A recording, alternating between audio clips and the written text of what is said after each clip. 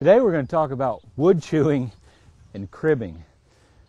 Unbelievable what a horse can do in just a short period of time if they're hungry or if they want something that they're not able to get. So they try to get it from other places like wood.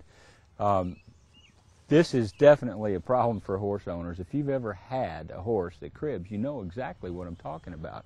I mean, they can absolutely tear your stall apart in short order.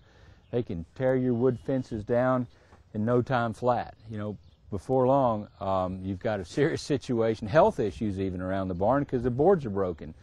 But how do we prevent this and what causes it? You know, there's a lot of theories as far as the cause of wood chewing and cribbing.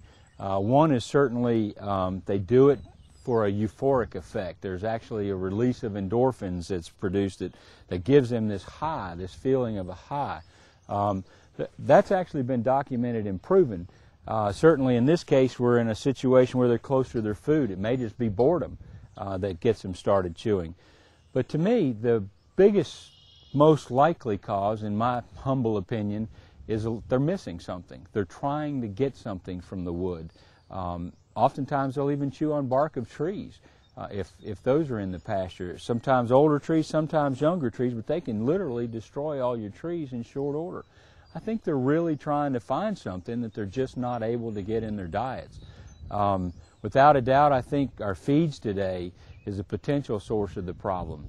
They can't get what they need from the feed. It's a so-called complete feed. The problem is you might have an easy keeper that's just eating a little bit of food and maybe not getting those vitamins and enzymes and minerals that they need from that so-called complete feed. That's why I think supplementing every day with the supplement is extremely important to make sure they get what they need. Another thing is salt blocks and mineral blocks. I don't think they get what they need from them either. And the reason is man doesn't even know what they need. So how can we put them in a block? You know, we have some recommended daily allowances that give us an idea, but I think there's minerals today, without a doubt, that we didn't know about 10 years ago. And there's going to be minerals 10 years from now that we don't know about today. So if we don't know about them, how can we put them in a block? And another issue with the block is they simply just can't lick fast enough to get what they need to balance their nutrition. You know, a horse isn't a licker anyway. He's a grazer. And to stand around and lick on a block to get what he needs can make him pretty frustrated. So he turns to other sources of chewing on the wood. One thing in wood, for instance, it's often salt treated. The problem with that is it's often preserved with things like arsenic as well as salts. So sometimes they try to get these nutrients from the wood themselves because they simply cannot get it from the block. Now this particular block is red. I really don't like red blocks, and let me tell you why. The red is iron oxide, and the red iron oxide actually can tie up all the other minerals anyway.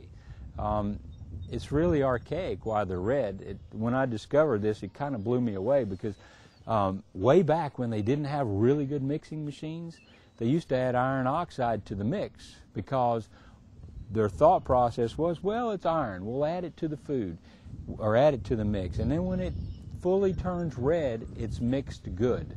They just forgot that iron oxide ties up all the other minerals.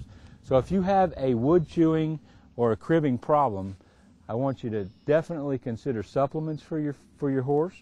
I want you to throw away your salt blocks. I want you to get a free choice, loose mineral, preferably a natural source of salt and minerals so they can get the nutrition that man hadn't even discovered yet. And I think that will greatly help in most cases as far as wood chewing and cribbing.